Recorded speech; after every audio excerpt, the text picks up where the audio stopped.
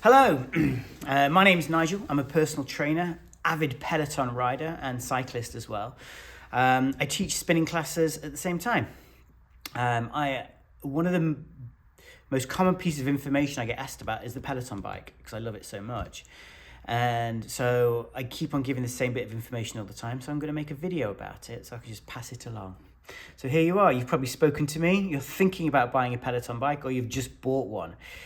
So I've had one now for a couple of years, but I've been doing classes just through the app, like the poor man's version with a spinning bike for probably 4 or 5 years.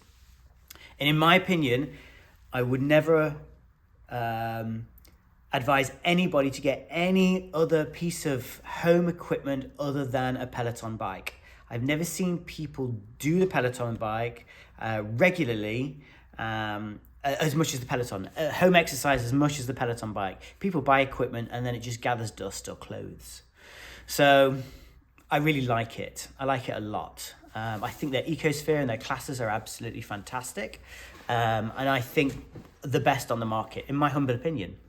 Now, there are a couple of things that aren't contained within the Peloton experience that make it vital towards being successful with using the Peloton. And the first one is intensity. So the key point to intensity is that people work out too hard when they first get started. So they get on the bike, they choose a class and they go nuts. And they think, right, I should be able to push myself for half an hour, 45 minutes, or even like 10, 15 minutes. But they push themselves too hard. Their muscles are not accustomed to sustaining that level of intensity. If you're not a cyclist, this is. And their lungs don't have the required number of capillaries to be able to do it. So their motivation is still high. So their first 5 to 10 classes are not enjoyable. Their legs sting. They feel like shit afterwards. And then there's a little voice in the back of your mind that says, don't do it, find an excuse. And there's another piece of equipment that starts to gather dust in your home. Now, if, however, you approach your first 10 hours on the Peloton with a very easy, kind to you method, you can build what's called an aerobic base. So you start to build capillaries inside your lungs. You improve the way that your body pushes oxygenated blood into the muscles and takes the byproducts away, the carbon dioxide, and expels it through your lungs. So then the muscles don't burn and sting quite so much. Now, there's a little calculation that you can do. Everyone has access to a heart rate monitor. It's a very basic calculation, but it makes the world of difference when you first get started. And when I ask people to get started on a Peloton bike, I ask them to do 10 hours of base training where they don't allow their heart rate to exceed a certain number before they start to push themselves. This will enable you to step off the bike and to feel fabulous. Now, I say to people, you can do those 10 hours in blocks of 20 minutes, half an hour, an hour. Just depends on what you've got available and how you're feeling. Never push yourself to exhaustion in the beginning. Just get 10 hours under your belt of cardio-based training. Now, the best way to use is your heart rate. Everyone's got heart rate monitor, watch, whatever. If not, buy one. They're dirt cheap. The Peloton app works really. The bike works really well with the Polar H10 heart rate monitor that you put around your chest. That's the one I use. $100. I don't know what that is in English money.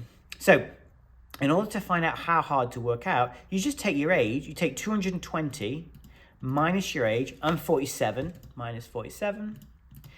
And then that gives you an estimated maximal heart rate. It's not perfect. Some people can go higher, some people could go lower, but it gives you a really good idea. Now you find out what 75% of that is. And for me, it's 129 beats per minute.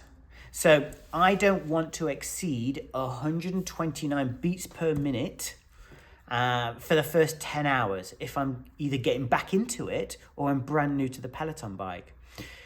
You'll build that base level of fitness inside your lungs. You'll step off the bike every single time thinking to yourself, I feel great. I feel infused with energy and ready to get into this. You want more of it, as opposed to if you exceed that, you get off the bike, your legs sting, you feel sore the next day, you're like, oh, what am I doing this for? And motivation only lasts for so long. What we're trying to do is teach that voice at the back of your mind, that little voice that's saying like whether it wants you to do things or not do things. And if you give that subconscious part of your body something nice to do, it will feed you information, and it will say, do it. You'll feel good afterwards, rather than like, well, that's crap. Don't do that. So, and it's kind of the same with all exercise, really. I think that's my job as a personal trainer, is to make sure that people start exercise at a level that they can cope with, and that gives them energy, and they don't feel like shit the next day. The first part of any exercise program is crucial. If you crucify yourself, you won't maintain it. Nobody does. Whereas if it's enjoyable, that little voice says to you, keep doing it, it's fabulous. Right, I'm going to have a look for, I did have desktop and classes. Let's turn this around. So here we go. I'm just using this on a web browser, but it gives you a good idea. So this is for cycling. Obviously, you can choose all the other different types of classes, but let's just go with cycling. So you can choose any of these classes. I love the filter option just up here. If you didn't see that, filter option there. So I choose the filter option, and I can choose the length of time that I have available that moment. Let's say you're first starting out and you've got like 15 minutes. Class type, I would definitely suggest beginner, without a doubt. Then you can choose music. So I like electronic.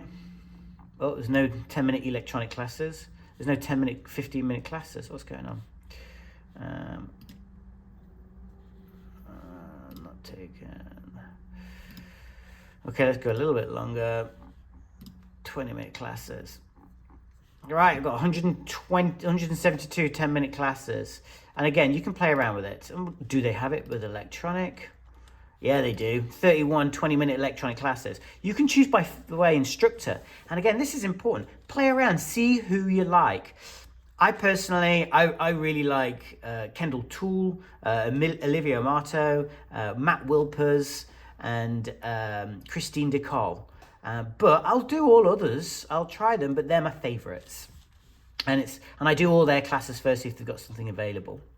So you've selected all these classes, click on one, dead easy on your bike, and then you can check out the playlist, and then you just get going. You're ready to go. They're all your beginner classes. It's that easy.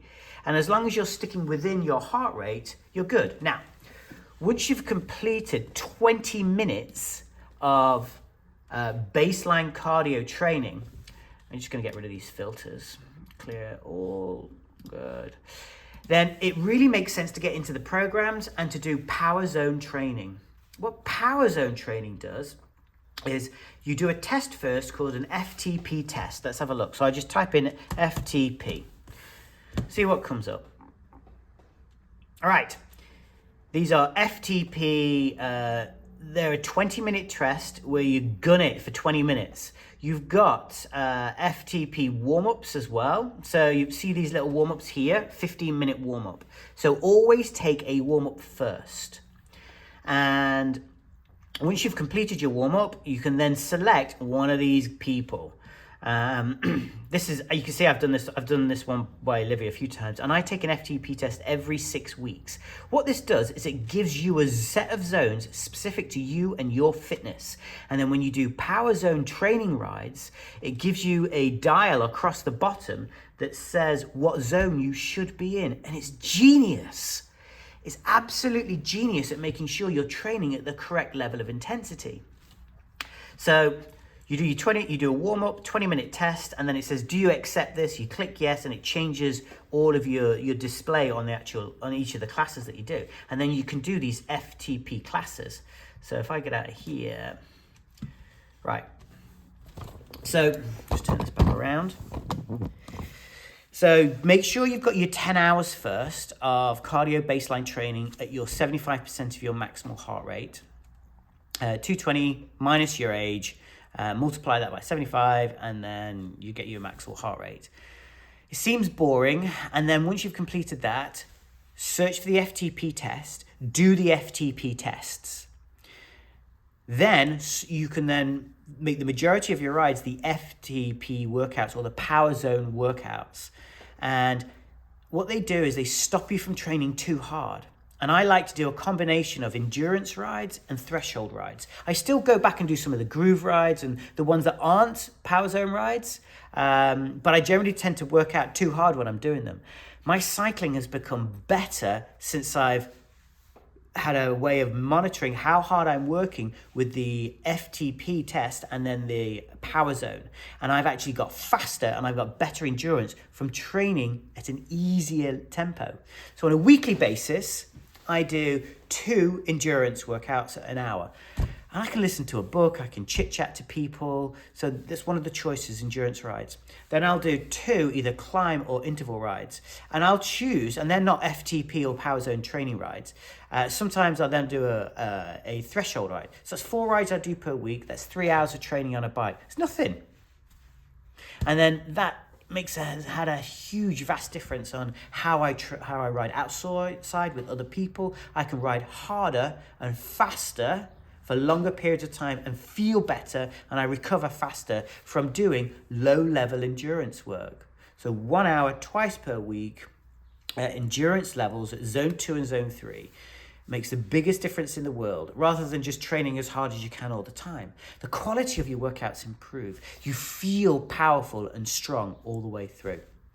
I hope that's useful, but I've also done some of the programs as well. You can, on the homepage, it says these are different programs. You can do an 8-week program, 6-week program. The more you start getting into Peloton and you use your FTP and then you use the different programs that are available in a 6-week program, the more you get out of it because you become engaged with what you're doing. If you just jump on, flog yourself, and just do random classes with no specific pattern to it, it's difficult to maintain motivation to do it because you've got nothing to compare it against other than yourself. But having yourself to compare yourself against is hugely motivating. Crikey, I've waffled on enough about this. If none of that's clear, just contact me and I can guide you through and give you some ideas of what you should be doing individually. I hope that's useful, and enjoy your beautiful Peloton bike. And remember to wipe it down after you sweat on it. Thanks.